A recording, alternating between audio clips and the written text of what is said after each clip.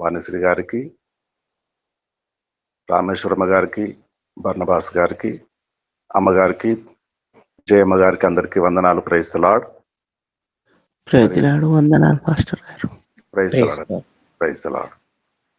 ఈ దినము కాకినాడ పాస్టర్ లాజర్ గారు రావాల్సి ఉన్నది వాక్య పరిచర్య. మరి ఏ కారణం చేతనో ఇంకా వస్తారేమో చూద్దాం. ఒకవేళ రాని పక్షమున మహిమ కుమార్ అమ్మగారు వందనాలండి, వాక్యం చెప్పండి మీరు. ఈలోపు ఒక పాట పాడదాము. ప్రేమలత గారు ఉన్నారు. ప్రేమలత గారు వందనాలమ్మా.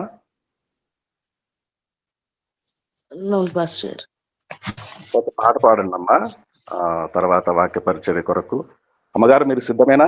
మహిమ కుమార్ అమ్మగారు మీరు ఎల్లప్పుడూ సిద్ధమే. అలాగే అండి బాబు, వందనాలండి. Okay okay.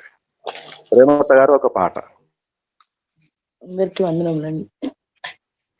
ఆయనే నా సంగీతము, బలమైన కోటయును, జీవాధిపతియు ఆయనే, జీవిత కాలమెల్ల స్తుతించెదము. జీవాధిపతియు ఆయనే, జీవిత కాలమెల్ల స్తుతించెదము. ఆయనే నా సంగీతము. స్తుతుల మధ్యలో నివాసం చేసి, దూతలెల్లా పొగడే దేవుడాయనే. స్తుతుల మధ్యలో నివాసం చేసి, దూతలెల్లా పొగడే దేవుడాయనే. వేడుచుండు భక్తుల స్వరము విని, వేడుచుండు భక్తుల స్వరము విని, దిక్కులేని పిల్లలకు దేవుడాయని, దిక్కులేని పిల్లలకు దేవుడాయని. ఆయనే నా సంగీతము, బలమైన కోటయును, జీవాధిపతియు ఆయనే, జీవిత కాలమెల్ల స్తుతించెదము.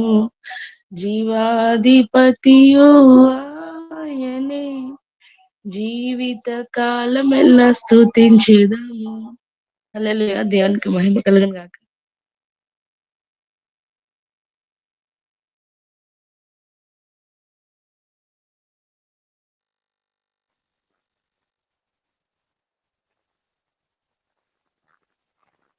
ఆమేన్ ఆమేన్.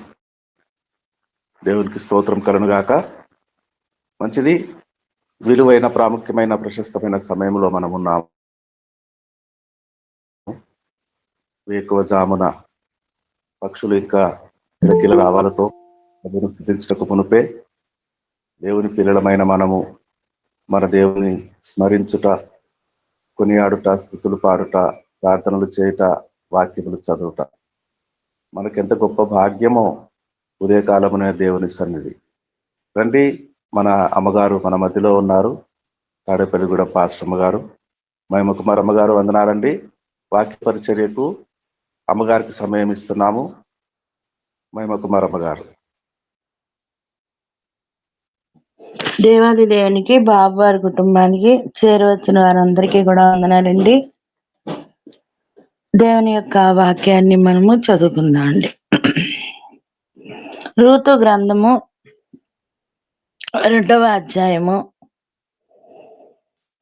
రూతు గ్రంథము 2వ అధ్యాయము చదువుకుందాం అండి. మొదటి నుండి 10 వచనాల వరకు చదువుకుందాం అండి. రూతు గ్రంథము. నయోమి పెనిమిటికి బంధువుడు ఉండెను. అతడు చాలా ఆస్తిపరుడు. అతడు ఎలీమెలెకు వంశపు వాడై ఉండెను. అతని పేరు బోయేజు. మోయాబీయురాలైన రూతు, నీ సెలవైన ఎడల నేను పొలంలోనికి పోయి ఎవని కటాక్షం పొందగలనో వాని వెనుక పరిగె నేరుకొందునని నయోమితో చెప్పగా, ఆమె నా కుమారి పొమ్మనెను. కాబట్టి ఆమె వెళ్లి పొలంలోనికి వచ్చి చేనుకోయి వారి వెనుక పొలంలో ఏరుకొనెను. ఆ పొలములో ఆమె పోయిన భాగము ఎలీమెలెకు వంశపు వాడైన బోయజుది. బోయజు బెత్లెహేము నుండి వచ్చి, యెహోవా మీకు తోడై ఉండును గాక అని చేనుకోయి వారితో చెప్పగా, వారు యెహోవా నిన్ను ఆశీర్వదించును గాక అనిరి. అప్పుడు బోయజు కోయివారి మీద ఉంచబడిన తన పనివానిని చూచి, ఈ చిన్నది ఎవరిదని అడుగగా, కోయివారి మీద నుంచబడిన ఆ పనివాడు, ఈమె మోయాబు దేశము నుండి నయోమితో కూడా తిరిగి వచ్చిన మోయాబీరాలైన యవ్వనురాలు. ఆమె, నేను కోయివారి వెనుకకు పనుల మధ్యను ఏరుకొని కూర్చుకొనుటకు దయచేసి నాకు సెలవిమ్మని అడిగాను. ఆమె వచ్చి ఉదయం మొదలుకొని ఇది వరకు ఏరుకొని చుండెను. కొంతసేపు మాత్రము ఆమె ఇంట కూర్చుండెనని వాడు చెప్పెను. అప్పుడు బోయజు రూతుతో, నా కుమారి, నా మాట వినుము. వేరొక పొలములో ఏరుకొనుటకు పోవద్దు, దీనిని విడిచి పోవద్దు. ఇచ్చట నా పనికెత్తల యొద్ద నిలకడగా ఉండుము. వారు కోయి చేను కనిపెట్టి వారిని వెంబడించుము. నిన్ను ముట్టకూడదని యవ్వనస్తులకు ఆజ్ఞాపించి ఉన్నాను. నీకు దాహమగినప్పుడు కుండల యొద్దకు పోయి పనివారి చేదిన నీళ్లు త్రాగుమని చెప్పెను. అందుకు ఆమె సాగిలపడి తల వంచుకొని, ఏమి తెలిసి పరదేశినైనా నా యందు లక్ష్యముంచినట్లు నీకు కటాక్షము కలిగను అని చెప్పగా, బోయజు, నీ పెనిమిటి మరణమైన తరువాత నీవు నీ అత్తకు చేసినదంతయు నాకు తెలియబడెను. ప్రార్థన చేసుకుందాం అండి. రూతు గ్రంథం 2వ అధ్యాయము 10 వచనాలు చదువుకున్నాము. పరిశుద్ధాత్మని యొక్క సహాయాన్ని, ఆత్మ వివేచనని కొరకు ప్రార్థన చేసుకుందాం. మహాగరుడా, సర్వశక్తిమంతుడా, దయగలిగిన స్వామి, నీకు వందనాలు, స్తోత్రాలు. మరి యొక్క ఉదయకాలం తండ్రి, మీరు మాకు అనుగ్రహించిన ఈ యొక్క దినమును బట్టి, నీ ఏర్పాటును బట్టి నాయన స్తుతించుకుంటున్నాం, ఘనపరుచుకుంటున్నాం తండ్రి. నాయన ఎందరో నాయన ఈ దినమును చూసినటువంటి వారు లేరు తండ్రి. నాయన అయ్యా, నాకు మాకు అయితే నా తండ్రి మరొక పర్యాయం తండ్రి నాయన ఈ దినము చూచుటకు నాయన నీ పాదాల యొద్దకు ఉదయకాలం యేసువైపు చూచిన సాహస సన్నిధి బలిపీఠాన్ని దగ్గరికి వచ్చుటకు మాకెంతగానో సహాయం చేశారు ప్రభా. అందుని బట్టి వందనాలు చెల్లించుకుంటున్నాం. మరి చేరువచ్చిన బిడ్డలందరిని బట్టి వందనాలు నాయన. ఇంకనూ రావాల్సిన వారిని త్వరపెట్టి సిద్ధపరచండి. ప్రత్యేకం నాయన వాక్య లేఖన భాగం వివరణ తండ్రి. మేము కాదు మాట్లాడడం, మహాశక్తివంతుడా మీరు మాతో ఉండి మాట్లాడండి ఉదయకాలం తండ్రి. మా హృదయాలను ఆయన తెప్పరిల్ల చేయండి. మా జీవిత కుటుంబాల్లో పరిచర్యల్లో కూడా నీ ఘనమైన కార్యాలు నీ లేఖన భాగాల ద్వారా జరిగించండి. మీరు మాత్రమే మహిమను పొందుకోండి. యేసుక్రీస్తు వారి పుణ్య నామంలో అడిగి వేడుకొంచున్నాం పరమ తండ్రి. అందరికీ వందనాలండి. దేవాది దేవుడి వాక్యం ప్రకారం మనం చదువుకున్న ప్రకారం అనేక పర్యాలు చదువుకుంటాం. ఇక్కడ మనం చూస్తే మరి నయోమి గారికి ఉన్న ఆ యొక్క ఇద్దరి కోడళ్లలో ఒక కోడలు వార్ప మన అందరికీ తెలుసండి. ముద్దు పెట్టుకుని వెనుకకు వెళ్ళిన అత్త చెప్పిన మాట ప్రకారం రూత్ అయితే ఆమెను హత్తుకొని ఆమె కూడా వచ్చిన మంచి సమర్పణ ఆవిడ చేసుకుంది. చాలా ఎంత సమర్పణ అంటే ఇశ్రాయేలీ దేవుడు ఎంత గొప్పవాడో మరి ఆమె అత్తమామలు విడిచి వచ్చిన దేవుడు చాలా గొప్పవాడని దానికంటే ముందుగా ఎప్పుడో తను తెలుసుకుంది గనక ఆ జ్ఞానవంతమైన మాటలు ఆమె మాట్లాడగలిగిందండి. అంత గొప్ప దేవుడిని విడిచిపెట్టేసి, ఆ దేశాన్ని విడిచిపెట్టేసి మరి మా అత్తమామలు వారు సాధించిందంటూ ఏమీ లేదు. మావయ్య గారు అయితే లేకుండా పోయారు. మరి ఆమెకున్న ఇద్దరు కుమారులు కూడా లేకుండా పోయారు. వారికి ఇచ్చిన సంతానం కూడా పురుషులు లేకుండా అయిపోయారు. ఒంటరి అయిపోయింది. ఆమె సంపాదించింది లేదు, సాధించింది ఏమీ లేదు.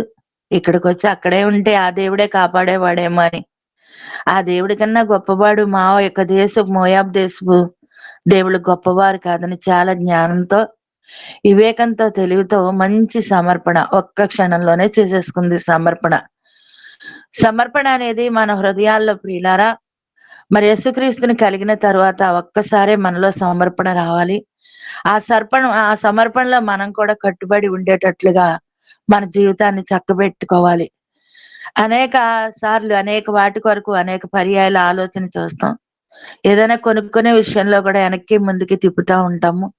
ఏది మంచిదో ఏది చెడ్డదో మనం నాణ్యమైనదో మాన్యమైనదో ఏది గొప్పదో అని వెతుకులాడుకుంటూ ఉంటాం మనం. అయితే అవి పక్కన పెడితే దేవుని విషయంలో మరి తను సేవించి ఆరాధించవలసింది ఎవరిని అని తనకు తానే నిర్ధారణ చేసుకుంది. అది మరి నయోమి గారిలో కూడా లేదు, మన అందరికీ తెలుసండి. అయితే మంచి సమర్పణ ఒక్కసారే చేసుకుంది.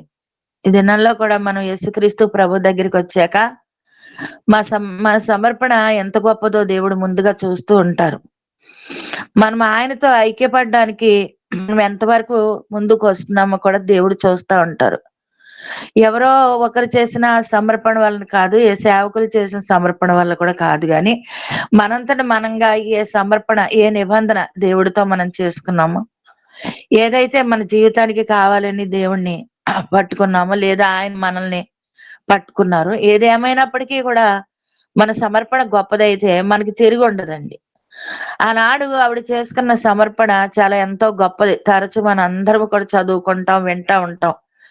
మరి నీ దేవుడే నా దేవుడు, నీ జనమే నా జనము, నీ మరణమే నా మరణము, నిన్ను పాతి పెట్టిన చోటే నన్ను పాతి పెడతారు, మరణం తప్ప విడిచి నిన్ను నన్ను అత్తయ్య ఏది కూడా వేరు చేయదని చెప్పి ఎంతో గొప్ప సమర్పణ. అంటే దేవుని మీద ముఖ్యంగా చాలా నమ్మకం పెట్టుకున్నది. అలాగే ఒంటరి అయిపోయిన తన అత్తయ్య గారికి కూడా మరి సహాయకురాలుగా ఉందాం మనం. ఆవిడకి ఇంకెవరూ లేరు కదా అని ఎంత ఆలోచన అంటే, అసలు అంత ఆలోచన ఒక స్త్రీకి రావడం అంటే చాలా గొప్ప భాగ్యమేనండి నిజంగా. ఏది విడవలేం మనం. ముఖ్యంగా మరి స్త్రీ వివాహం జరిగిన తర్వాత ఎక్కువ మెట్టినింటి వారిని హత్తుకొని ఉండాలి, వారిని గౌరవించుకోవాలి, వారితో మనం ఐక్యపడాలి, వారితోనే మనకు గౌరవం ఉంటది. అలాగే పుట్టినింటి వారిని విడవమని కాదు, కానీ వారి తల్లిదండ్రుల్ని గౌరవించుకుంటూ మరి మనకున్న వారిని ప్రేమించుకుంటూ వెళ్ళాలి. అయితే ఈవిడ సమర్పణ ప్రాధాన్యత ఎవరికి ఇచ్చిందంటే, ముఖ్యంగా ఈ స్త్రీ మెట్టినింటి వారికి చక్కటి ప్రాధాన్యత ఇచ్చుకుంది ఈ బిడ్డ. ఇచ్చుకుని ప్రియులారా ఈ మంచి సమర్పణ చేసుకుని మరి వారి అత్త వెంబడి మరి కట్టు వస్త్రాలతో వచ్చినట్లుగా మనందరము కూడా ఈ బెత్లెహేం పట్టణానికి మనందరికీ తెలిసిన ఒక ప్రత్యేకమైన ప్రాముఖ్య జీవిత విషయం అండి ఇది. ఆమె సమర్పణని మహాదేవుడు ఎప్పుడైతే ఆవిడ నోట్లో నుండి మాట వెల్లడైందో, ఆ మహాదేవుడు ఎంతగానో ఆ మాటనే పట్టుకున్నారు. చాలా నచ్చింది, చాలా సంతోషపడ్డారు దేవుడు. ఎంత సంతోషం అంటే దేవుడికి మిగిలిన ఆనందమును సంతోషమును ఆమె పట్ల ఆయనకి కలిగి ఉన్నది. కనుక ఆమె పట్ల లక్ష్య పెట్టారు, ఆయన తదేకమైన దృష్టి పెట్టుకున్నారు. గువనేత్రములు కలిగిన మహాదేవుడు ఎవరి తట్టు దృష్టి పెట్టుకుంటారు, ఎవరి వద్దకు రావాలనుకుంటారు వారి వద్దకే వస్తారు. అందరి దగ్గరికి ఆయన వెళ్ళరండి, అందరితోనూ ఆయన ఉండరు. ఏ హృదయం పరిశుద్ధంగా ఉందో, ఏ హృదయం ఆయన కొరకు తప్పిస్తుందో, ఏ హృదయం ఆయన కొరకు అనుక్షణము కూడా విలపిస్తుందో ఆ హృదయం దగ్గరికి వెళ్తారు. ఏ కన్ను కన్నీరు కలిగి ఉన్నదో దేవుని నిమిత్తము ఆ కన్ను దగ్గర ఆయన అక్కడే నిలబడి ఉంటారండి. మనం పడిన ప్రతి బాధ కూడా తీర్చడానికి ఆయన కంటే సమర్థుడు, శక్తివంతుడు ఈ భూమి అందు ఎవ్వరూ లేరండి. అంత గొప్ప దేవుడు ఎంతగానో ఆమె అందు లక్ష్య పెట్టుకుని ఆమెను ఏమైనా సరే మరి హెచ్చించాలని ఒక ఆలోచనతోనే కలిగి ఉన్నారు గనుక ఆయన ప్రణాళిక ఎంత మంచిదో, ఆమెకి అనుక్షణము కూడా ఆలోచన, జ్ఞానము, వివేకము, తెలివితేటలు అన్నిటినీ కూడా నేర్పిస్తూనే వస్తున్నారు.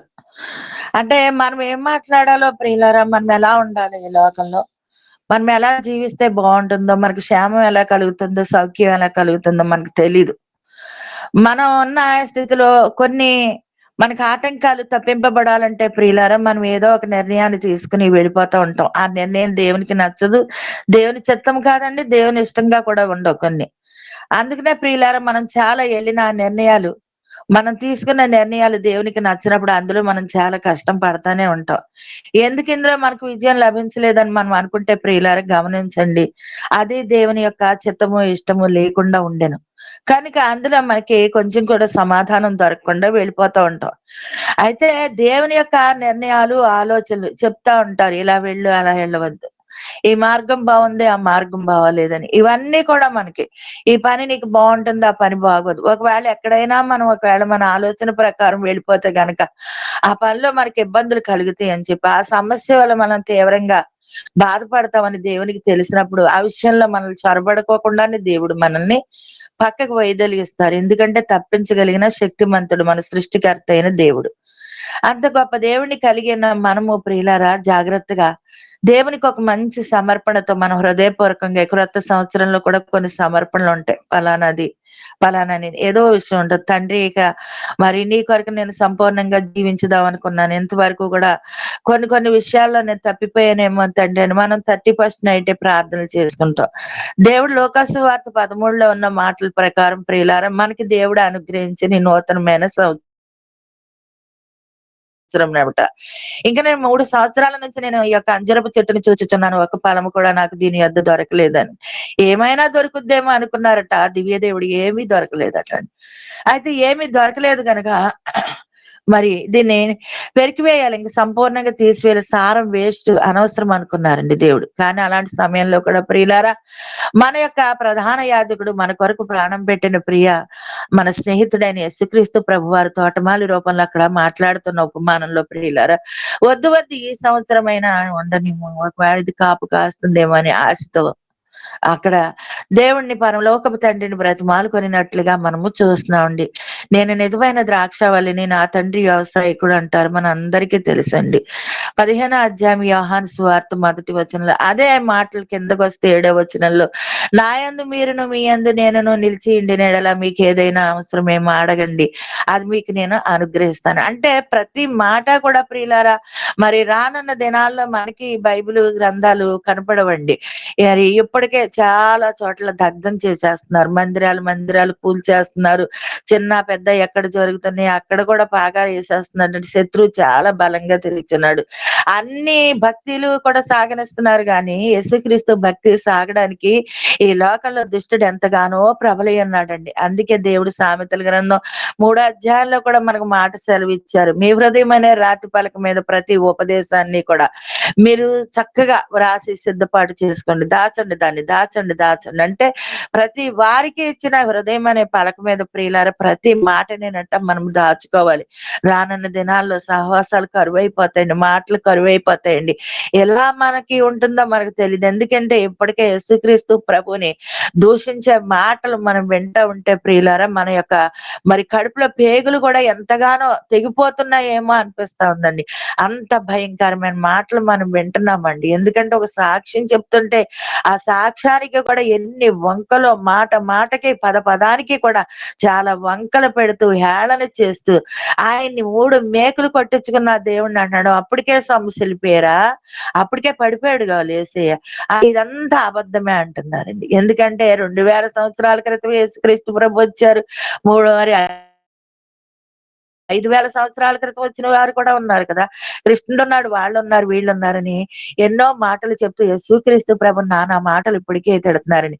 అందరినీ తిడతలేదు కానీ కేవలం మరి నిజమైన వాడు ఆయన్నే తిడుతున్నారు. ఎందుకంటే ఆయన రాకడకే తెలుసుదండి ప్రతి వారికి ఎప్పుడు కనువిప్పు కలుగుద్ది అంటే ప్రియులారా ఈయన నిజమైన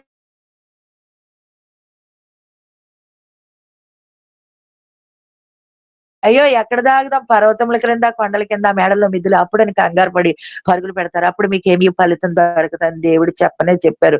ఆయన వచ్చే సమయం వరకు కూడా ఎవరు నిజమైన వాడు తెలుసుకోలేనాక భయంకరుల మధ్య మరి క్రీస్తు ప్రభుని పట్టుకుని మనం వెంబడిస్తూ ఉన్నామండి. ఒకవేళ ఆయన రాకల్లో దేవుడు అంటున్నారు నేను ఒక విశ్వాసనైనా నేను కనుగొంటానే లేదా అంటున్నారు దేవుడు. ప్రియులారా గమనించండి, ఇక్కడ జాగ్రత్తగా గమనిస్తే మన యొక్క హృదయం అనే రాతి పలక మీద ప్రతి మాటని కూడా మనం భద్రపరచుకోవాలి. ఒకవేళ మనకున్న వెండి బంగారాలన్నా వెలపల పాడేసుకోవచ్చు, వాటితో మనకేం పని లేదు. ఎందుకంటే అవన్నీ కూడా క్షయమైనవి. అక్షయమైన దేవుని యొక్క మాట మనం ఎప్పుడైతే హృదయం అనే పలకల మీద రాసుకుంటామో ప్రియులారా మరి మన యొక్క సొంత నిబంధన తీర్మానం మనం ఎప్పుడైతే మంచి సమర్పణలో ముందుకు సాగుతా ఉంటామో ఆ సమర్పణను బట్టే ప్రియులారా మనల్ని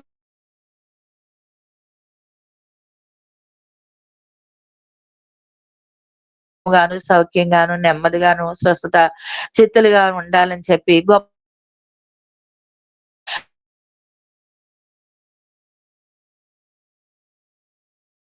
చూసాం గనక యెహోవా ఉత్తముడని రుచి చూచి ఉన్న ఎడల ఆయన ఉత్తముడని మనం రుచి చూసామా గనక ప్రియులారా, మనం చూసిన ఈ రుచిని ఎవరికైనా తెలియచేలే మనలో మనం దాచుకోవచ్చు కదండి. దాచలేకపోతున్నాం. ఎందుకంటే వాక్యం మనకి ఏం లేదంటే తిమోతికి రాస్తూ పౌలన్న గారు వాక్యానికి బంధకం లేదన్నారు. అంటే బంధింపబడుట అనేది వాక్యానికి లేదండి. అంటే వాక్యము స్వాతంత్రం అండి. ఎప్పుడు కూడా మనందరిది కూడా వాక్యం అండి. ఇది పలానా ఒకళ్ళదే అనుకోవడం, ఈ పలానా ఒకళ్ళే వాళ్ళు సువార్త చేయాలి, పలానా వాళ్ళే వాళ్ళు పరిచర్య చేయాలి, పలానా వాళ్ళే అని లేదు. మనం కూడా వెనకాల మంచి పనివారిగా మరి మనందరికీ తెలిసిన శూనేము పట్టణంలో మనం చూసినప్పుడు ఘనురాలి ఇంటికి వెళ్ళినప్పుడు ఎలీషా పక్కన మరి గెహజీ కూడా ఉంటారు. అయితే అక్కడ జాగ్రత్తగా గమనిస్తే ఆమెకు పిల్లలు లేరు అని చెప్పిన మాట గెహజీయే తెలియచేస్తారు. అంటే పక్కనున్న పనివారు కూడా ఎప్పుడు కూడా ప్రియులారా మనం బి అలర్ట్ గా ఉండాలి దేవుని విషయంలో. ఎవరికన్నా ఏమన్నా లేదేమో, ఒకవేళ ఎవరైనా ఏదైనా ఇబ్బందుల్లో ఉన్నారేమో అవి కూడా తీసుకొచ్చి అవి మనం కనిపెట్టి మనం నడిపిస్తాం. మన సేవకులకి మనం చెప్పినప్పుడు ప్రియులారా వాళ్ళు ప్రార్థన చేస్తా ఉంటారు. చాలా మనం జీవితాన్ని ప్రార్థన విషయంలో కూడా చాలా బలంగా కట్టుకోవాలి. మన వరకే కాదు కానీ అనేకుల కొరకు భారం కలిగి బాధ్యత కలిగి మనం ఏం చేయాలంటే ప్రార్థన చేసే పిల్లలుగా పనివారిగా ఉండాలి. మంచి పనివారిగా ఉండాలి. మంచి పనివాడికి ఎప్పుడు కూడా మంచి జీతాన్ని దేవుడే అనుగ్రహిస్తారండి. ఎప్పుడైతే మనం లోపల కల్మషం గాని మరి లేకుండా మనం జీవిస్తామో, మరి మన కన్నులో ఎప్పుడైతే కల్మషం లేదో ప్రియులారా అప్పుడు ఆయన్నే మనం చూస్తామండి. ఎందుకంటే హృదయ శుద్ధి గలవారు ధన్యులు. వారు ఎవరిని చూస్తారంటే దేవుణ్ణే చూస్తారని దేవుడు మనతో మాట్లాడుతూ ఉన్నారు. కనుక మనం ప్రతి మాట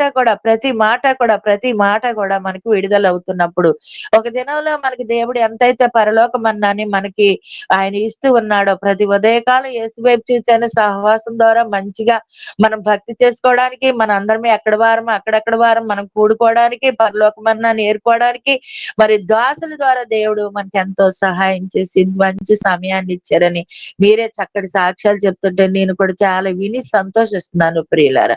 గమనించండి మన యొక్క జీవితాల్లో మరి దినదినము కూడా దేవుడు ఇస్తున్న ఆ పరలోక మన్నా రోజు ఇస్తున్నాడు. ఆ మన్నానంతటిని మనం ఆ రోజు భద్రపరుచుకుంటే ప్రియులారా దేవుడి కార్యాలు చాలా ఘనముగా ఉంటాయి మన జీవితాల్లో. ఎందుకంటే దుష్టుడు మరి గద్దించు సింహం వలె తిరుగులాడుచున్నాడు, ఎవరిని మృంగుదురా అని పేతురు గారు కూడా చక్కటి మాట రాశారు. ప్రకారం ప్రియులారా మనం ఎప్పుడైతే మరి విడిస్తున్న ఆ మన్నా దేవుడిస్తున్న ఆ మన్నా పరలోక సంబంధమైన అగ్ని జ్వాలలు వంటి ఆ మన్నాను మనకి ఎప్పుడైతే ఇస్తున్నారో, అదే మాటలైతే చెప్తున్నారో మనం చాలా శ్రద్ధగా, మనకి ఎన్నో పనులు ఉంటాయి. అంటే ఇప్పుడు సంఘంలో అయితే చేరువచ్చి మనం కూర్చుంటామండి. ఇక్కడ మరి ఈ మీట్ లో మరి ఎవరు కూర్చుంటున్నారు ఎవరు లేదు, ఒకవేళ నేనే సరిగా కూర్చోవడం లేదు, ఇవన్నీ కూడా దేవుడు పరిశీలన చేస్తారు. ఎందుకంటే నేర్చుకోవటానికి వచ్చిన మనం కూర్చుంటే ఎన్నైనా నేర్పించడానికి మహాదేవుడు ఎప్పుడు కూడా ఎల్లప్పుడు కూడా అనుక్షణం సిద్ధంగా ఉన్నారు.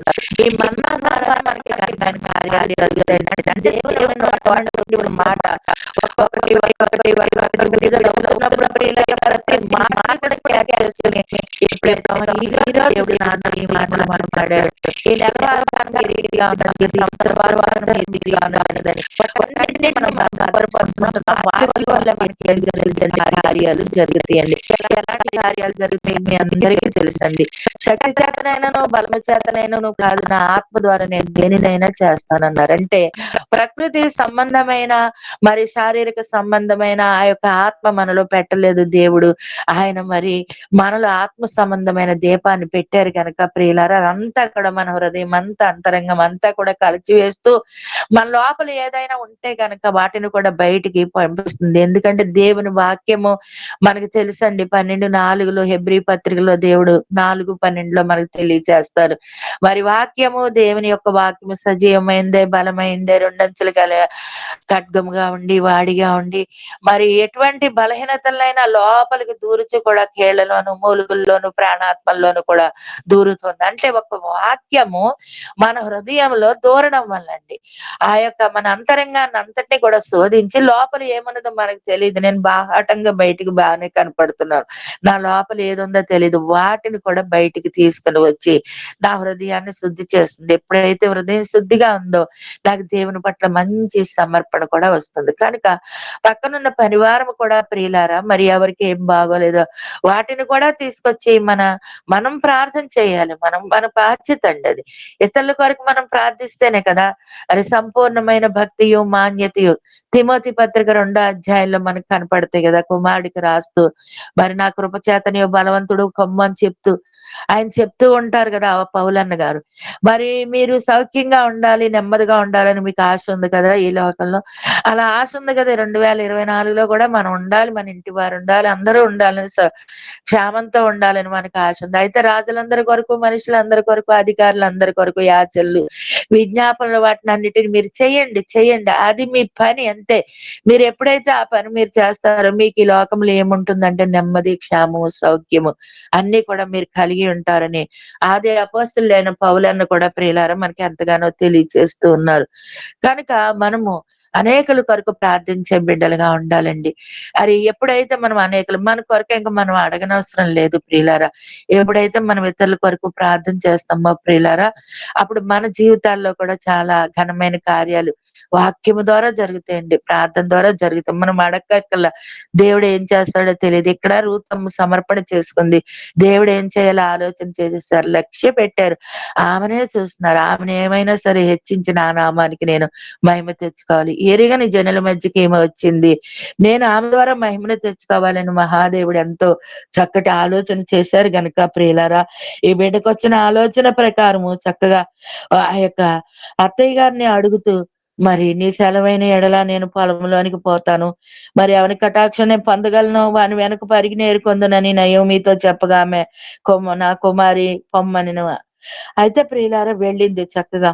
వెళ్ళినప్పుడు చూడండి 3వ వచనంలో, కాబట్టి ఆమె వెళ్ళి పొలంలోనికి వచ్చి నేను కోయివారి వెనుక పొలములో ఏరుకొనెను.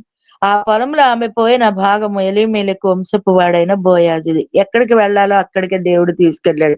పక్క పొలంలోకి తీసుకెళ్ళచ్చు, ఎదర పొలంలోకి నలుదిక్కులా పొలాలు ఉంటాయండి. ఎదర ముందు ఆమె నడిచొచ్చిన స్థలాల్లో పొలాలు ఉన్నాయి, ఇంకా ముందుకు సాగితే పొలాలు. ఖచ్చితంగా బోయాజు పొలంలోకి వెళ్ళడానికి దేవుడు ఎంతో ఆమెకి సహాయం చేశాడు. అంటే ఆమె చేసుకున్న ఆ జీవిత సమర్పణ వలన దేవుడి కార్యాలు ఆమె పట్ల ఆమె అడగకోకుండానే వెల్లడవుతున్నాయి. ఆమె అడగలేదు ఏది కూడా. ఇక అక్కడ సమర్పణ చేసుకుని వచ్చేసింది ఆవిడ. కాముగా ఉంది, మౌనంగా ఉంది ప్రియులారా. అయితే ఆమె చేసుకున్న సమర్పణ అంతా మరి ఆయన గిఫ్ట్ లో పెట్టుకున్నాడు మహాదేవుడు సృష్టికర్త. అందుకే ఈమెకి ఏం చేయాలో, ఈమెను ఎలా పైకి తీయాలో. ఒక స్త్రీ అండి, పురుషుడు కూడా కాదు, మన అందరికీ తెలుసు ఆ విషయం. ఒక స్త్రీగా ఆవిడ జాగ్రత్తగా గమనిస్తే ఆ సమర్పణ అనమాట. ఎప్పుడు కూడా మనం ఎవరమైనా సరే, స్త్రీలమో పురుషులమో, మనం పరిశుద్ధపరచుకుంటే మనల్ని దేవుడి చేతులు వాడబడిన మరి ఖడ్గం వలె, పనిముట్టు వలె వాడుకోవడమే కాకుండా పొర్లి పొంగే పాత్రల వలె మనల్ని ఎప్పుడు కూడా దేవుడు ఉంచుతారండి. మన సమర్పణ గొప్పతై ఉండాలి. లోకములు ఎన్నో మనకు కనపడుతూ ఉంటాయి, నేత్రాస, శరీరాస, జీవపడం ఎన్నో ఉంటాయి. వాటిని అన్నిటినీ కూడా విసర్జించుకుని అవి దగ్గరికి వస్తాయి. ఎందుకంటే దేవుడి నుంచి వేరు చేయడానికి, దేవుని యొక్క స్నేహాన్ని, దేవుని యొక్క బంధాన్ని వేరు చేయడానికి ఈ లోకంలో చాలా పన్నాగాలు, ఎన్నో ఉపాయాలండి ప్రియులారా. అనేకమైన మన దగ్గరికి వస్తున్నప్పటికీ కూడా ఇది దేవునిదా కాదా, దేవుని చిత్తమా కాదా అని మనం తెలుసుకోవడానికి ఒక జ్ఞానవంతమైన దీపాన్ని మన ఆత్మల అంతరంగంలో దేవుడు మనకి పెట్టి ఉన్నారు ప్రియులారా. దాన్ని బట్టి మనం ఆలోచించుకుని ముందుకు సాగినట్లయితే ప్రియులారా, మన పట్ల వెనక ఆలోచన దేవుని ప్రణాళిక చాలా గొప్పదండి. అది ఎవరము కూడా మనం అసలు ఊహించలేము మనం అసలు. అంత గొప్ప కార్యాలు దేవుడు వెనకాల మనకి చేసి మనల్ని నిలబెట్టడానికి చూస్తారు. అంటే మనం ఏదైతే ఇంకా పర్వాలేదులే, కొంచెమే ఉన్నది, ఒకటే ఉన్నది, రెండే ఉన్నాయి, మూడే ఉన్నాయి, లోక సంబంధమైనవి, మనలో ఏమున్నాయిలే అని మనం అనుకుంటాం. ఏ ఒక్కటి కూడా మనలో లేకుండా ప్రియులారా, లోక సంబంధమైన విషయాలు వాటన్నిటిని కూడా దేవుడు తీసివేసి ప్రియులారా మనగానే నిలబెడతారు. అందుకే మనకి ఏ జీవితం ఉన్నదో, మన బ్యాక్గ్రౌండ్ ఎలాంటిదైనా ప్రియులారా, చెడిపోయామో, పడిపోయామో, కూలిపోయామో, ఎన్ని విషయాల్లో మనం ఆదరణ లేకుండా పోయాము, ఎన్నిసార్లు మనం అంతమంది చేత తృణీకరింపబడ్డాము.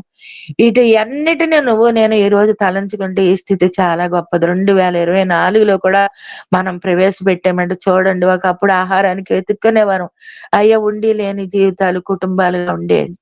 మరి ఈ రోజు ప్రియులారు వస్త్రాలకు వెతుక్కునేవారు, అన్ని వెతుక్కునేవారు. ఈ రోజు మనకి ఆధారం దేవుడే. తెల్లవారితే ఆయన, సాయంత్రం అయితే ఆయన. మనకేం కావాలో మనం వెతుక్కోవడం తగ్గించేసుకున్నామండి.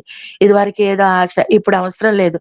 ఎప్పటికప్పుడు రేపటి గురించి దినమే ఆ కీడు గురించి ఆలోచన చేస్తది. రేపటి గురించి మనకు ఆలోచన లేకుండా ఈరోజు మనకి ఏం కావాలి, మనం ఎంత భక్తి చేసుకోవాలో, మనం ఎక్కడికి వెళ్ళాలో, ఎక్కడికి రావాలో, ఎవరికి దేవుడి మాట చెప్పాలో, ఎవరి దగ్గర మన సాక్ష్యాన్ని పంచుకోవాలో, మనం లేదా ఒకవేళ ఎక్కడికి వెళ్ళకపోయినా ఇంట్లో ఉండే మన భక్తి, స్వభక్తి మనం చేసుకోవడానికి స్వచ్ఛమైన భక్తి మనం చేసుకోవడానికి ఈ దినాన్ని చాలా స్వాతంత్రం అంటే ఒక బరడు పక్షి ఎలా ఉంటదో ప్రియులారా, మన జీవితాలు అలాగే దేవుడు మనకు ఉంచారండి. ఇంత గొప్ప భాగ్యాన్ని దేవుడు మనకి అనుగ్రహించారు సృష్టికర్త ప్రియులారా. ఈమె తీర్మానాన్ని బట్టి మంచి పొలంలోకి వెళ్ళిందండి. మంచి పొలంలోకి వెళ్తే పొల యజమానుడు కూడా పనివాడిని అడుగుతున్నాడు. చూడండి 6వ వచనంలో, కోయివారి మీద నుంచబడిన ఆ పనివాడు. ఈమె మోయాబు దేశంలో నుండి నయోమితో కూడా తిరిగి వచ్చిన మోయాబురాలైన యవ్వనురాలు. ఆమె, నేను కోయివారి వెనుకకు పనుల మధ్యను ఏరుకొని కూర్చుకొనుటకు దయచేసి నాకు సెలవిమ్మని అడిగెను. ఆమె వచ్చి ఉదయం మొదలుకొని ఇది వరకు ఏరుకొని కూర్చుండెను. కొంతసేపు మాత్రం ఆమె ఎంట కూర్చుండెనని వాడు చెప్పిన. అంటే మంచి సాక్ష్యం పనివాడు చెప్తున్నాడు. అంటే ఆమె విషయంలో ఎంతో శ్రద్ధ తీసుకున్నాడు, చూస్తున్నాడు అనమాట. ఆమె ఎలా ఏరుకుంటుందో చూస్తున్నాడండి. అలాగే ఆమె కొంత సమయాన్ని ఆవిడికి దేహం అలసట వచ్చినప్పుడు ఎలా కూర్చుని ఉందో, ఎంటే కూర్చుని ఉందో, బయట అటు ఇటు తిరగడాల అసలు వేళాకోళాలు లేవు. అంటే అల్లరి జనుల మధ్య తన యొక్క ప్రవర్తన అంతటిని కూడా ఎంతో చక్కబెట్టుకున్న ఒక స్త్రీగా మనకి ఇక్కడ ఆ రూతమ్మ కనపడుతుంది. మనం నలుగురు ఒకవేళ లోకస్తుల మధ్యకు వెళ్ళినప్పుడు వాళ్ళతో కలవకపోతే ఏమవుతామని ఒక్కొక్కసారి వాళ్ళతో కలిసిపోతాం. దేవుడు మన కీర్తన కాడు మొదటి అధ్యాయాలను మనకు తెలియచేశారు. దుష్టుల ఆలోచన చొప్పున ఇంక వెళ్ళొద్దు, పాపుల మార్గాన్ని ఇంకా మీరు నడవద్దు. వద్దు అపాస్కలు కూర్చున్న చోటను కూడా మీరు కూర్చోండి వద్దు. ఏది మంచిదో ఏది చెడ్డో ఆయన బంగారు పళ్ళెంలో అన్ని కూడా మనకి అమర్చి ఉన్నారు. ఏది మంచో చెడో తెలుసుకోవడానికి అది మనలోనే ఉంటుంది ప్రియులారా. ఇక్కడ రూతమ్మ వచ్చిన ఈ బోయాజు పొలంలో పనివాడు చెప్పిన గొప్ప సాక్ష్యాన్ని గాని బట్టి కూడా దేవుడు ఎంతగానో పనివాడిని కూడా ఆశీర్వదిస్తాడండి. అందుకే చుట్టూ ఉన్న మనము కూడా ప్రియులారా, మన యొక్క ప్రధాన యాజకుడైన ఆ దేవుని యొక్క పొలంలో మనం నికరంగా ఎప్పుడైతే మనం నిలబడి ఉంటామో, ఆ పొలం ఈ పొలం అక్కడ ఇక్కడ మరి వెళ్ళిపోకుండా మనం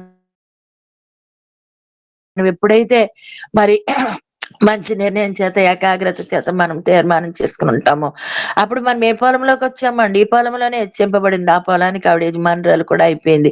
మనందరికీ తెలుసు. సురక్షితమైన యెహోవా రెక్కల క్రిందకు వచ్చావు, నువ్వు చాలా ఆశీర్వదింపబడిన దానివి అవుతావని బోయాజు కూడా ప్రవచనం ఆవిడ పక్షంగా కూడా పలుకుతారండి. అందుకని ఏ పొలంలో మనం వచ్చామో, ఏ పొలంలో మనం ఉన్నామో ప్రియులారా, ఆ పొలంలోనే దేవుడు మనల్ని దీవించి హెచ్చించడానికి ఎంతో ఇష్టపడుతూ ఉంటారు. కానీ మనలో ఉన్న నమ్మకాన్ని చూస్తారు. అలాగే రూతమ్మ నమ్మకాన్ని కూడా దేవుడు చూశారండి. అందుని బట్టి రూతమ్మని ఎంతగానో ఆశీర్వదించారు.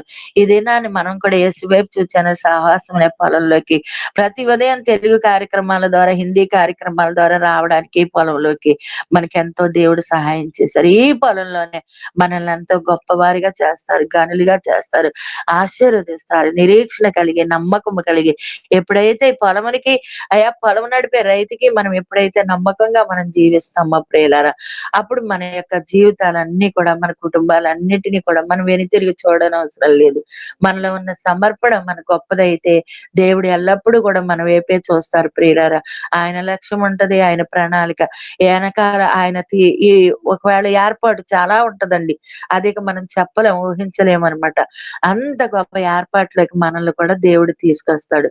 నాకు మరి యేసు వైపు చూచాను సహవాసం దగ్గరికి నేను వస్తూ వెళ్తూ ఉండగానే నేను చాలా మాటలు మరి కుమారుడు ధనరాజు గారి దగ్గర చక్కగా నేర్చుకుంటా ఉంటాను.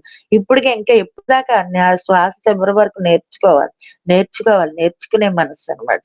అలా మనసు పెట్టి దేవుడు ఎన్నో విషయాలు మనం నేర్చుకుంటూ ఆ రొట్టెను మళ్ళీ ఎవరికైనా విరవాలని, అవి కూడా జ్ఞాపకం ఉంచు నాయన, గుర్తుంచు అని ఆ జ్ఞానాన్ని కూడా దేవుడి దగ్గర అడిగి తీసుకుంటూ మరి ముందుకు సాగుతున్నాను. మరి సహవాసంలోకి వచ్చాక మరి నా కుటుంబాన్ని, మరి నాకు ఇచ్చిన ఆ యొక్క మరి సంఘ బిడ్డలందరినీ కూడా దేవుడు ఆశీర్వదించుకుంటూ వస్తున్నాడు. ఇదంతే కూడా వారి ప్రార్థనలోను, నడిపింపులోను, అలాగే ప్రియులైన పిల్లలు మీ అందరూ అమ్మ అమ్మ అంటూ నా కొరకు చేసిన ప్రార్థనలోనే ఈ రీతిగా ఈరోజు నేను ఉండగలిగాను. ప్రియులారా, మీ అందరి ప్రార్థనల వల్లే నా పునాది బలం నిలబెట్టారు. మీ అందరూ నిలబెడుతున్నారు, కడుతున్నారు.